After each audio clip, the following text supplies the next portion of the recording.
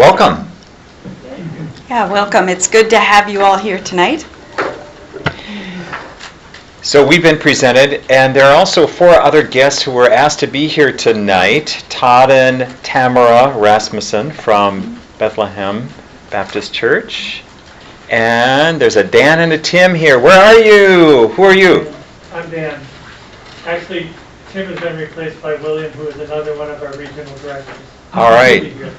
So these 4 folks have lots of experience, according to Patrick, Patrick anyway, in this area of relationship between missionaries, sending churches, and sending agencies. So we invite them to participate with us in presenting this subject.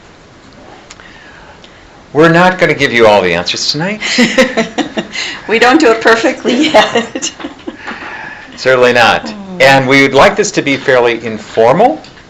So if you have questions or comments, please offer them. But the image that we're using tonight, as you can see, is this chord of 3 strands, each one important. So we're going to cover some basic material first, as you can maybe see from, did everyone get a handout? If you want one. There should be more over there. We're going to go over some basic material, and then we're going to get into some of the nitty-gritty questions about who makes decisions and who figures out if there are gaps in missionary care. So the book that we've used as an inspiration is Mind the Gaps. I highly recommend it, and you'll see that there are several quotes that we're taking from that book tonight. Before we continue, though, can we just have a quick show of hands? Do we have any missionaries here tonight? Current missionaries? Okay, current missionaries, all right. How about sending agency representatives? People who are working with agencies, all right. And how about local church people, missions directors? And all right, yes! All right, excellent. So I'm one of you guys. I'm one of the church people, and Teresa's an agency person. All right. So let's look at this quote. Another diagram that you probably have seen. This is, I think, the most common one of this missionary triangle.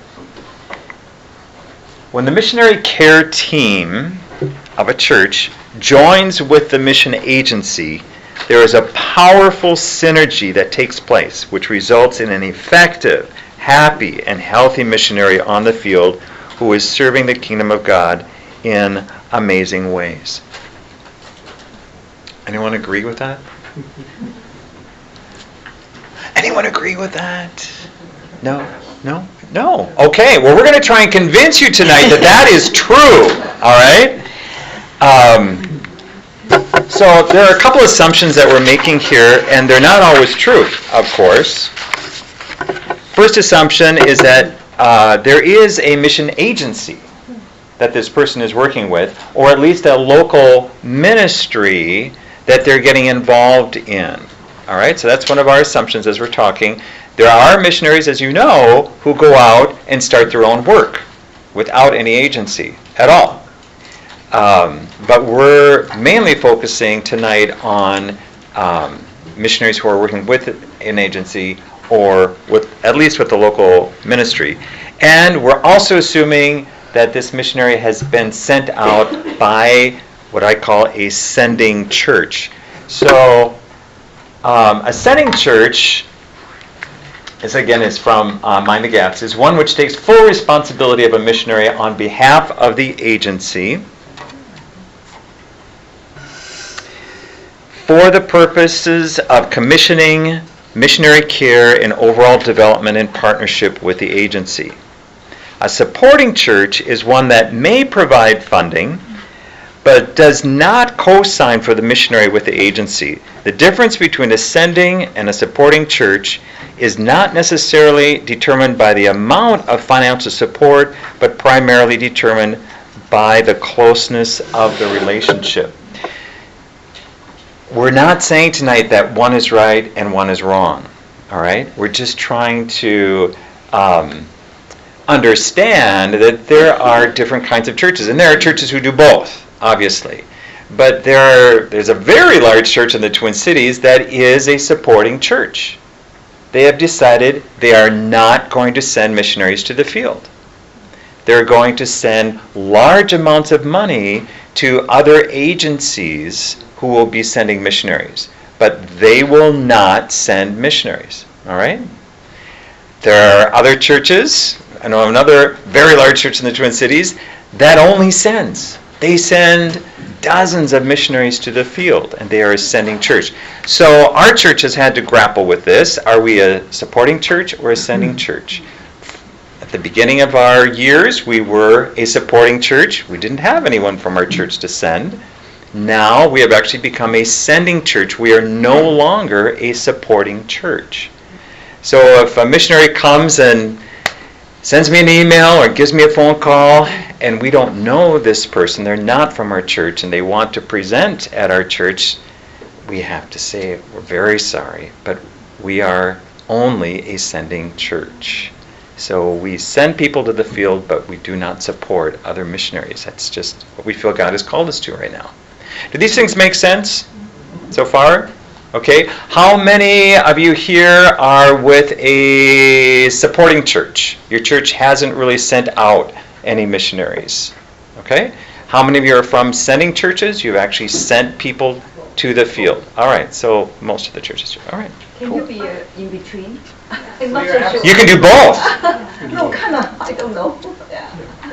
Obviously, you could do both. There are churches that do. I don't want to say you're just one or the other. Sorry, I gave that impression. But of course, you could be doing both. Yeah. All right. Here's our first question. What does a good relationship between the missionary, the agency, and the sending church look like?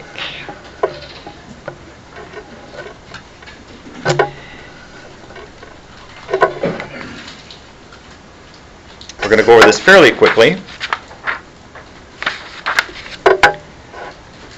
I think there are some basic fundamentals in making that relationship work well. Yeah.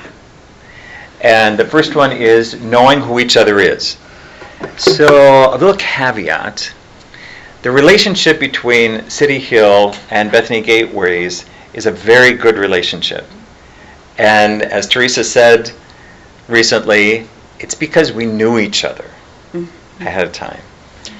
Yeah, I would say that. And I would say there was, because we knew Jay, and so when we started in conversation about missionaries from their church that were going to be fielded through Gateways, there was already a mutual trust there. And so as we worked through the details of what's this going to look like, there wasn't any consideration of, well, what's the motives, or what some of those conversations you might find yourself in if you don't know someone well. But we already had that relationship established, and so we were able to really, in a sense, jump a bit forward in that situation. Right, and I knew Bethany well because I had served with Bethany for 10 years. So I knew their leadership. I knew what Bethany was all about. So this greatly helped our relationship. And our church does not have this kind of relationship with Wycliffe and People International and Charis Bible College and other organizations that our church has missionaries who are working with those agencies. Not yet, and it probably will never be as strong as our relationship with Bethany because of proximity also. We're right here in the Twin Cities. Mm-hmm. So I swing by Bethany easily any week. If they were to call and say, hey, could you stop by this week? Sure, that's a good time. So easy to have that relationship. I would like to offer a suggestion that it's the missionary who should put the agency and the sending church in contact with each other. I believe that missionary is in the best position to do that. It doesn't mean that I couldn't call Wycliffe and say, hey, you've got one of our missionaries, and their name is, and let's get together and talk about how it's going with our missionaries.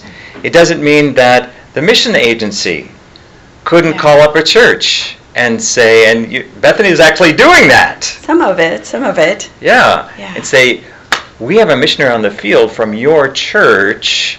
Let's talk. That could happen, right? Yeah. I was listening to a webinar yesterday talking about some of these same things, and I was very surprised that the person doing the webinar mentioned that they have had people fielded through major agencies where that agency has never even asked the sending church for a reference for that person. And I was shocked because I'm like, wouldn't you look to the church to give some feedback, some input? And there again, we don't necessarily have high levels of relationship established with a lot of sending churches. We have different relationships with different churches, different things that we partner and collaborate together on. But it just surprised me that the very most basic of a step that you should take as an agency wasn't being followed, so that you involve the church at some level. But I would agree, it's up to the missionary to really introduce that relationship, because they know people in their church. They have the relationship. You sometimes can try and reach a pastor or somebody at a church, and you don't know who is the right person to be reaching. And that missionary is able to, from their home congregation, find out, here's the person you're supposed to contact, and share that. So that is a really good idea to do that. Yeah. Would anyone agree? Good job for the missionary. So I think this starts with candidacy training. I think we need to talk to missionary candidates about the benefits of their agency and their sending church linking up. This is for their good. They're going to get more coordinated support. So I think if they can see the benefits, they'll be more likely to want to bring those two together. Can I? Yes. Okay, so if I can ask a question. I'm a missionary. I've been overseas for 10 years. My sending organization asked our church for references because we had been a member there for many years. I don't believe they've ever had any contact since. Well, I happen to be with Wycliffe. I would have no clue who our church would correspond with. I mean, so if you're putting that onus on me, then I need some direction as to, I mean, I know the mission committee at my church, and I know there's member HR or all kinds of services with Wycliffe, but who do I refer them to? Sure. So just because the session is being recorded, I'm going to try to summarize your question. So a missionary who is on the field may not know who the contact should be at the mission agency, and may not know who the contact should be at their sending church to be able to connect those two. Is that basically your question? Right. Well. Yeah. Well, what I would say is a lot of times talking about this, we're talking probably about those people preparing to go out. If you're already out and if things are going okay, the thing we're wanting to do is to close some of these gaps in missionary care. And so if a sending church is already doing a large part of helping provide some care to you as a missionary, and your agency is also providing some care, our hope is that there's not large gaps in that care. If there are, that might be a time then to say, hey, I would really benefit from this, and I think if somebody in my organization would talk to my church, I think, and find out how can these needs be met or this gap be closed, that would work. But I think a lot of times we're talking about building for the future as well. You know, for new people going out that would really benefit from these, you know. Oftentimes if people have already been out on the field for a significant time, they've got some of these care structures in place, or they've closed the gaps themselves, or found other ways to meet some of those needs. But I don't think it's ever too late, to tell the truth, because I think you'll do a service to your church, your sending church, by putting them in contact with that agency. Your church can benefit. And who knows, Wycliffe may get some more donors. Yeah, Tamara's over there. Yes, I Tamara. was going to say that I think it's sort of all three. I mean, we deal with about 40 different agencies, and some of them we've initiated. We've been in the area and we said, can we meet with you? There's other agencies that do some things where they invite churches to come, or they're in the area and they meet. And then generally we meet through the missionary when there's a problem. And the missionary says, you know, I need some help, and here's the people that are working with me, and then we get connected to an agency. Yeah, it could happen in many ways. Yeah. Right, absolutely. But if we're a little more intentional about it, then if you're in the area where that agency is, you could arrange to stop by and meet someone. But it may take a little research, right, to find out who is that person, who are those proper contact people. But you also, by initiating that, may open up opportunities for other people on your team to say, hey, that's working for her. I'm going to try that. Yeah. And one of the things we're starting to do as an organization is to send out letters to churches of our missionaries and just mention at key stages of their preparation for going out, mention some things, and then try and initiate some partnership with the churches that way. So as an organization, we're trying to do some things, but it takes time for us to set those in place. We do have somebody now assigned to church engagement that is available to help churches mobilize into missions, but also to help build relationships for us with our sending churches that are supporting our missionaries. All right, so assuming that we know who each other is, building mutual respect, I think, is very important. Part of that is getting to know each other, getting to know values and goals, both of the church and of the agency. Without that respect, I think it's hard to really want to develop a strong relationship. We're also talking about communication. Obviously, between Bethany and myself, this is easy. You pick up the phone and they're there. We know each other. I know who to contact there. But I think, I don't know, how often should communication happen? Depends on the situation. I would love to have a report from someone on the field or someone at the home office once a year, at least, about our missionary that's working with them. Does that seem reasonable? I don't know. What do you folks think would be reasonable? How much communication? Yearly? Annually? Really like quarterly and annually. Quarterly and annually? Churches I've been members Okay. So Cool. This is, depending on this is coming from the organization, so from Wycliffe, about the translation to DJ or whatever, to the sending church. That's what Correct. we're talking about. Yep. Is that too much? No. Agency reps, is that too much? The more communication, the better. Why? Because you want people to know what's going on and how they can pray for you. Yeah, absolutely. And that's why annually, let's say it should be a formal thing. But as needed, informally. I'm with World Mission Prayer League. And yes, we have the formal part, but informally, if we send out a newsletter once a month. And if someone has a prayer or a concern or joy, it's there. So it's informal, but I think that's what's needed more. Formal gets bogged down too much in my mind. Informal. Right. I think it's a matter of being intentional. But if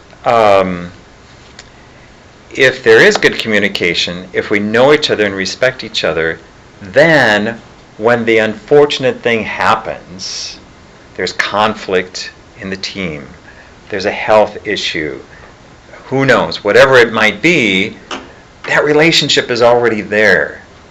And we can immediately address it together instead of, at that point, trying to build a relationship, even finding out, well, who is it that I should contact at your agency? I have no idea. Comment, yes. Yeah, I totally agree with that. I'm jumping back just a little bit.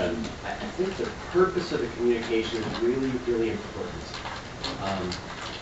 We just came off the mission field a few months ago, and for 16 years or whatever, that relationship, I was always trying to bring those worlds together. It was really difficult, and I felt like I was in the best place to do it, and it was still really difficult. But when communication happens, I was picturing that. Is it a report? Does it feel really supportive?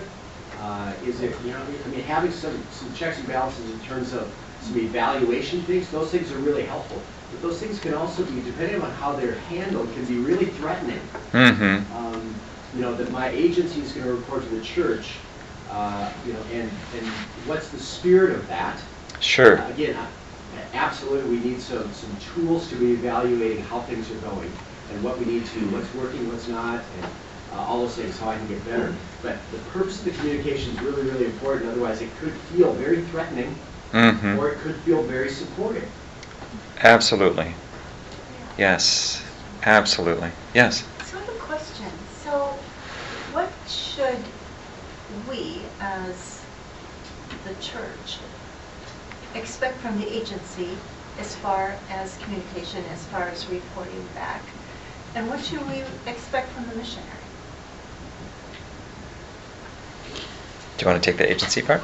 Well, as far as the agency part, as far as what we should be communicating out to people? Or what should I need from you that I don't What get should from the you need missionary? from me? It's a good question. I think the challenge, speaking from an agency perspective, at least our agency, is different churches have different expectations. Some churches, the sending churches, did annual reviews with their missionaries, and they knew we also did. And so we were able to talk with each other and say, it's not really fair to this missionary to do 2 different processes of annual reviews. Let's share information, and we had the missionary sign off on it. And so they only had to go through 1 review process. And yet the sending church and the agency both had access to that. And then any concerns, we could even say, hey, who's going to cover what? So you can do that type of thing. So that's just one example of, some that run a very far more formal process. I would say, it's good to dialogue with churches and agencies.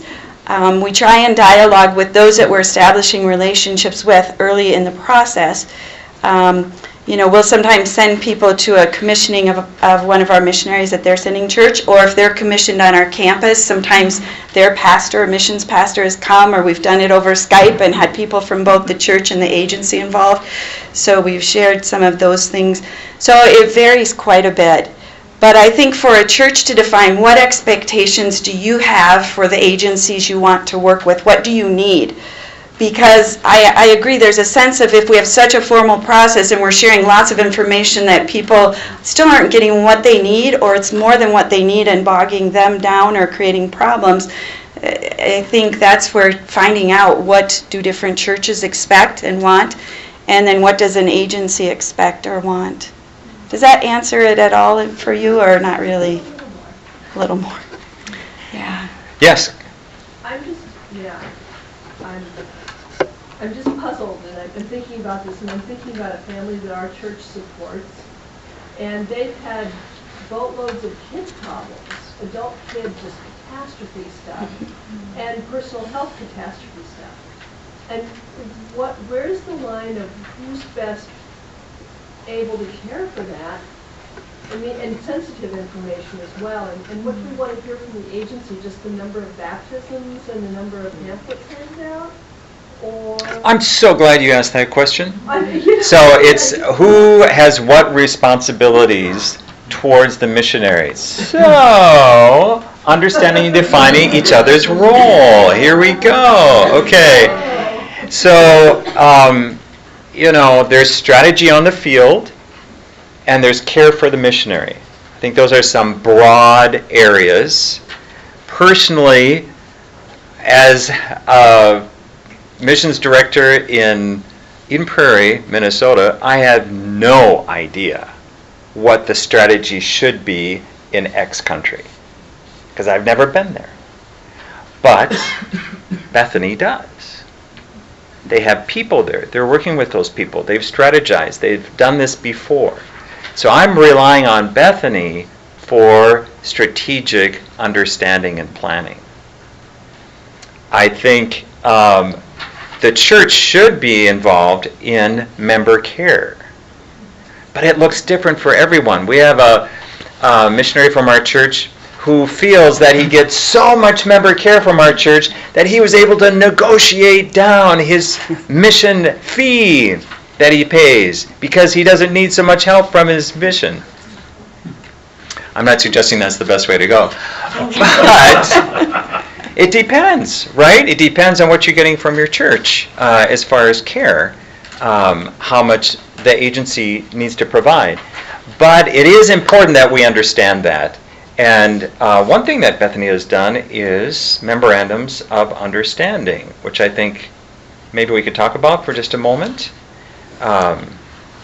Yeah, we have, and we do, most of our memos of understanding would be with fields, with partners on the field, and with missionaries. So we'll do where the agency, the field, the ministry on the field, the partner, and then the agency where we all sign off on a memo of understanding. And there's very clear delineation of what's the expectations on the missionary, what expectations on the partner, and what expectations on Bethany as the agency.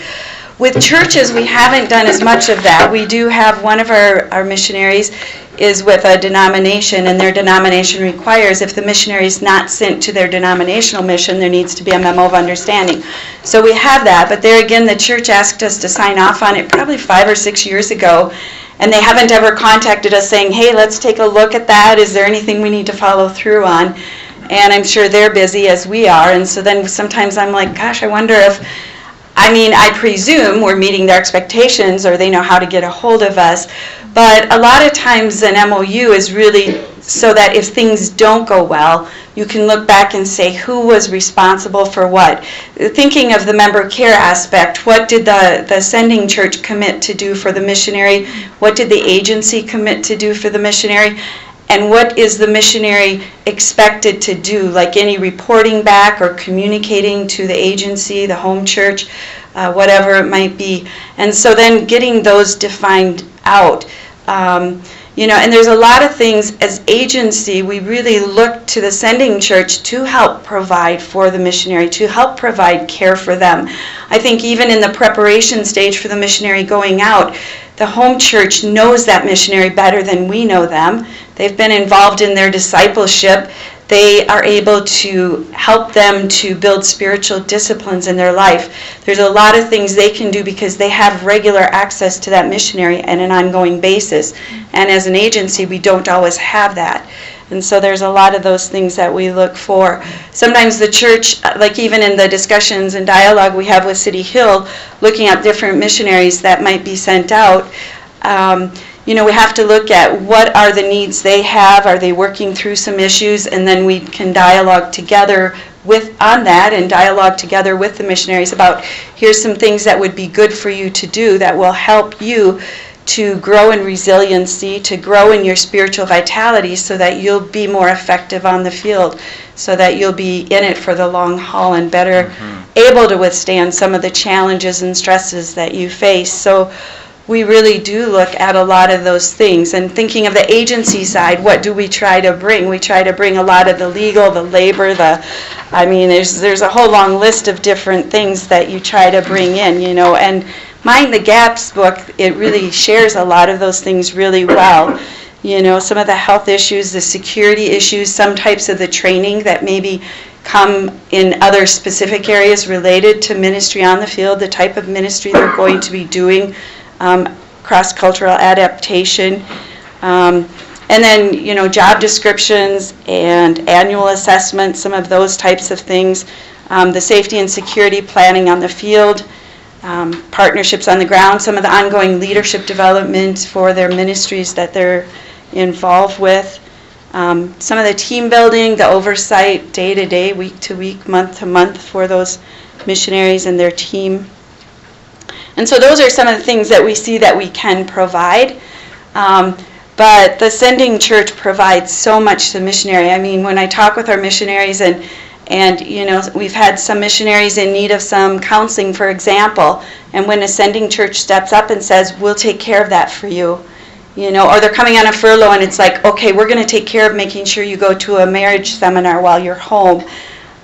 Some of those real personal touches that a sending church can have, that an agency would love to be able to work with each individual and try and make sure all these things are met, but they're traveling all over the country. Sometimes they're at our office for a week out of a few months or whatever that they're home. And so when the sending church is able to just connect regularly with them and help in some of that debrief process, help in some of the finding out what are the family's needs and such.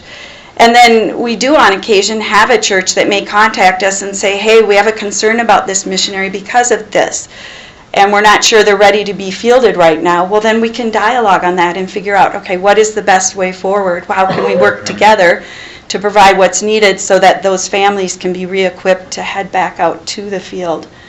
I can tell you as an agency, if we get calls from a sending church saying, hey, we have a concern or something, we take those quite seriously. We really do. Because you'll have access to information and things we don't know. The missionaries may tell you things they won't tell us. I know they'll sometimes tell us things they won't tell a sending church because they're concerned about their financial support and other things too. And so we have to find ways to communicate and to connect with each other, not to make a lot of extra work for the church or for the agency, and not to bog down missionaries with a lot of unrealistic expectations and things that they have to do. But we have to find ways to really communicate and work together, because then our people will be more effective and resilient and will help avoid some of the attrition that can be avoided through sharing information and sharing resources of filling those gaps of care. Sir, in the back, yes. What you're just saying is important all the way around, not only with the agency and the sending church, but even the supporting church and the missionaries. Mm-hmm. We had an example last year that we were just the supporting church for this family from Asia, and they had some trauma over there. And talking of communication, the agency and the sending church could not provide really true care. We were equipped and able to do that, so as a supporting Wonderful. church, we were chosen as the one to be able to take them on and take care of that. But it was communication as far as what they need and who can provide and all that. Yeah. So fantastic. communication is continually critical. Yeah, absolutely. And did you have a question? My question is, are those applied to supporting church too? Or how is that going to work? I don't have a lot of experience in that, to tell the truth, but I think a supporting church can support as much as they're able to. I think it would need to be in conjunction with the agency and the sending church, but there isn't any reason why a supporting church couldn't visit them on the field. Right. Your role. Yeah. And that was clarified before they even left. We were not the sending agency, or we were not the sending church. Mm-hmm. We were supporting church. But then this came up later on, and we filled in the role that we needed to. But yes, that was clarified at the beginning with the sending agency, and the agency and the sending church, and we were the supporting church. Sure. So our roles were clear. Yeah. Absolutely. So we talked quite a bit about what the agency can provide. Anyone familiar with Serving as Senders Today? It's a book that I found really helpful. It's kind of the Cadillac version of member support for local churches. But these are the 6 areas that Neil Ferrillo talks about in member care, and a sending church, a supporting church could be involved in this as much as they're able and as much as the missionary needs. Communication support often isn't as needed today because everyone's sending out their newsletters by email. They're Skyping. So there's a lot of communication that the missionary can do all by themselves. They don't need us to print and fold and stuff envelopes and put stamps on things, right? Maintain a database for them any longer. They do it themselves. In our church, we say we are going to at least give you prayer support. For sure, everybody needs prayer support. And then we'll talk to the missionary and find out what other kinds of support do you need from us? Would you like to have from us as a church? And we'll try to provide that. Are we ready to go on to questions? Anything else you want to share? Yeah. Well, maybe, and we've touched on it, but maybe I'll just share just a few examples of things that we've done in our collaboration with City Hill. And like I said, some of the other churches, and I'm sorry to say it's not many churches that we collaborate with in sending missionaries, but City Hill, there's several areas that we really have partnered with them on, and oftentimes we try to begin at the early stages, like I had mentioned perhaps earlier, that we start connecting with, hey, this missionary has applied as a candidate with us, and so then we start talking. We're like, okay, what do you know of this person? Is the church behind this? Because we don't want to move forward if they have concerns, because they have reasons for those concerns if there are concerns. We already referred to kind of that agreement on core principles and values, the mutual trust, shared vision. Those are really important. What we've done sometimes is develop a list of pre-filled recommendations.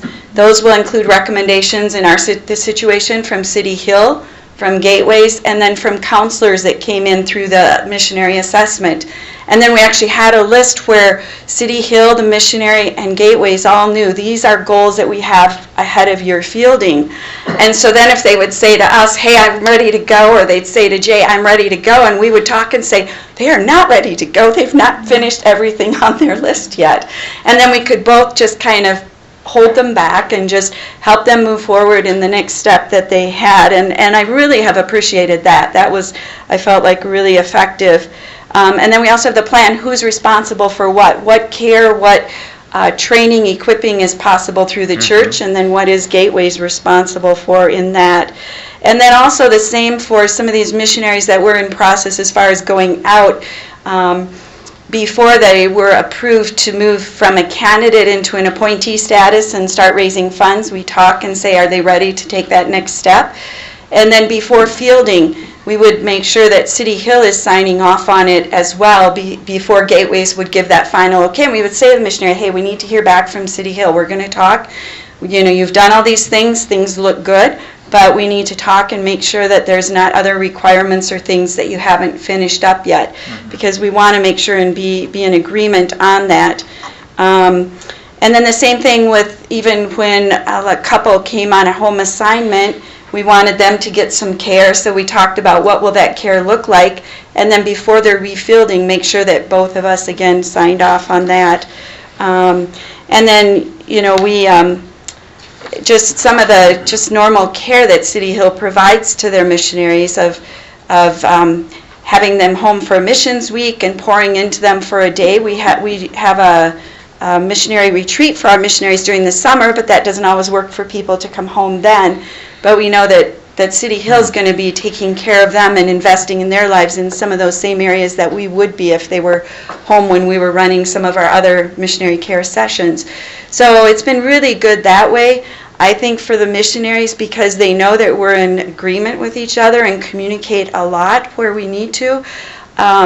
They feel secure, I think, in one sense, because they don't feel like City Hill might tell them something and Bethany will tell them something different, but we're sending the same message to them so that we're trying to avoid that confusion. Trying to avoid they get their hopes up for something and then the other party says, no, that's not possible, that's not going to happen. We talk ahead of time on those things. So. Can I share an oops? Yeah, oopses are fine. We are not perfect, and we're just we're not perfect. Baby steps still sometimes. So this was a couple months ago. A couple from our church who wants to be missionaries and go out with Bethany. the husband was going through support training, so how to raise funds. And I knew that he was studying this, but they're very early in the process of getting to the field. And then I got a letter from him saying, so we're planning to go to the field, and we're raising support now. Just want you to be praying for us, and we would love to share our vision with you sometime. I thought, oh, I think we're putting the cart in front of the horse here. What's going on? We don't think this couple is ready to start fundraising. We haven't even recognized them as a missionary candidate in our church yet. So I contacted Bethany Missions and Bethany Gateways and said, I have this concern, and immediately they got back to me and said, oh, let's get together and talk. We need to be on the same page with this couple. And as it turned out, we were on the same page. There was just some miscommunication, and now we are definitely on the same page. But that may not have happened if their agency was in Colorado or in New York or Florida. I may not have responded as quickly, and they may not have responded to me as quickly. So I was so pleased that that worked out. But there are hiccups along the way, aren't there? Yeah. I wonder if Todd and Tamara have anything to add.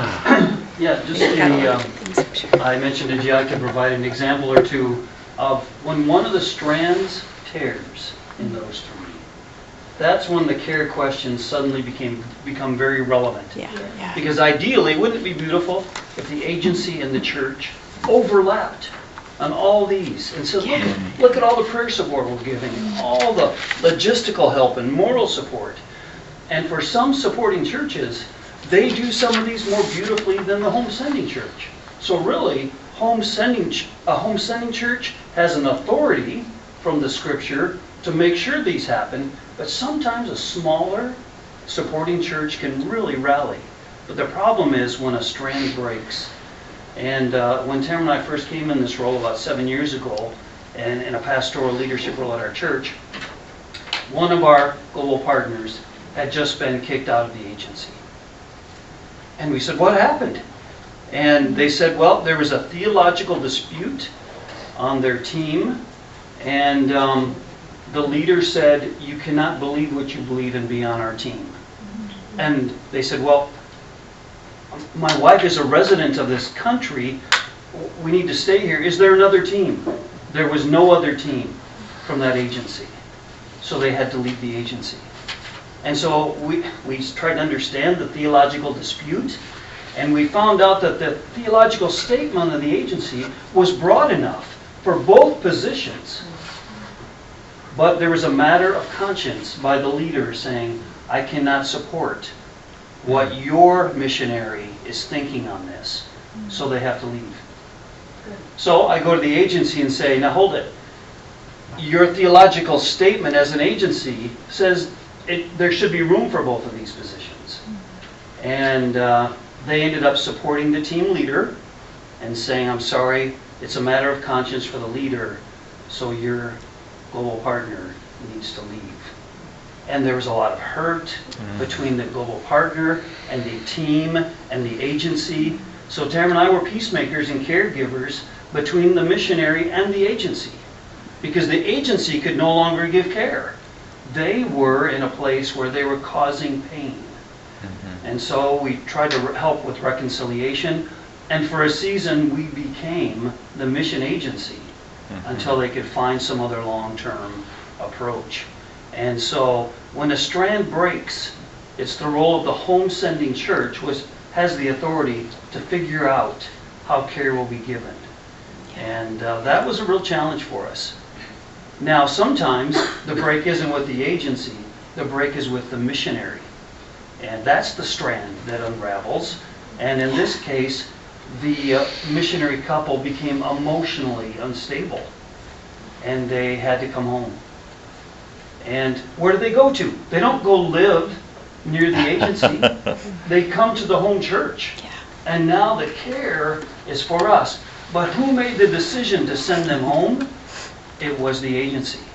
And so now they have a lot of brokenness and hurt with the agency. So now we as the home sending church need to care for them and help them navigate the waters with the agency. And sometimes the strand is the church. We've had a global partner family that had a family crisis, but they'd been back in the States for a while. We kind of lost track of them emotionally, and it was one of their children that we really didn't know very well. And the agency rallied because they were closer.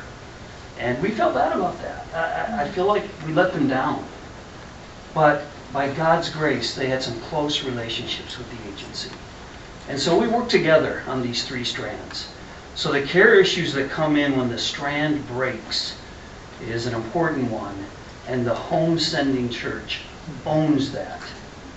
We may not fix it all, but we own it. Scripturally, we are the senders of those people. So those are a couple examples. Yeah, thanks, Those are Todd. good ones. That's excellent. Those are good ones. Excellent. Yeah, Go we ahead. had a missionary couple that was going to be coming off the field. They needed to give some attention to marriage and just growing in some particular areas and getting some further training. And so what we did in that situation is we had plenty enough advance notice. You don't always have that in times of a crisis, which is why it's good to have some plans ahead where you can with the church. But with this couple then, we worked with the pastor of their church, and he said, okay, here's what our church is ready to do for them.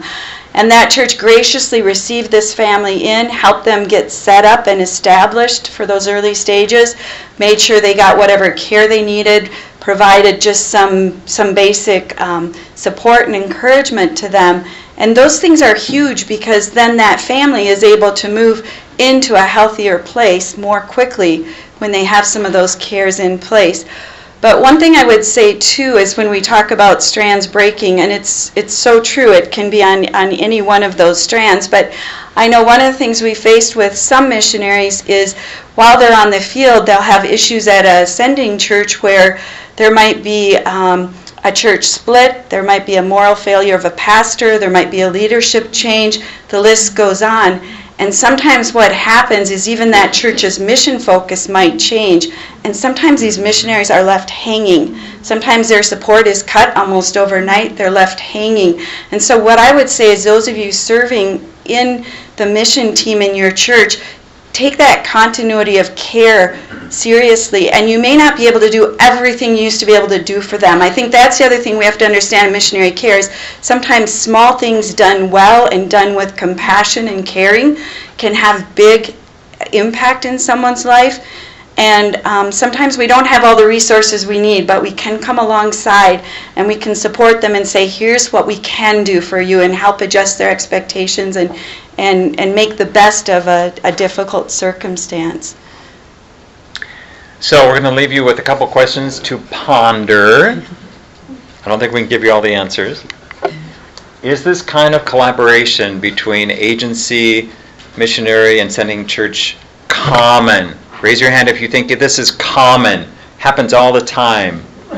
Okay, no. So my question is, if not, why not? And what could be done to facilitate that kind of relationship?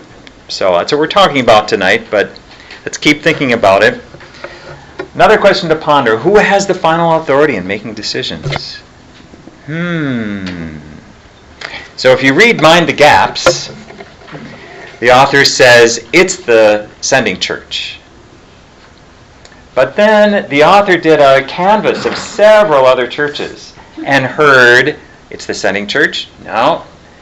It's the agency? No. It's the missionary. He heard all 3. So that needs to be understood, right? Who is going to make final decisions? And we already went over what if one of the strands is weak or tears, and what if there isn't a sending agency? What if there isn't a sending church? So, situations that we have all faced. Let's conclude with this from Mind the Gaps. A healthy, intentional, and vibrant relationship between all parties is the key for successful missionary support. Can I hear an amen? Amen. Amen. Thank you for joining us tonight. Safe travels home. Probably see you tomorrow. God bless you.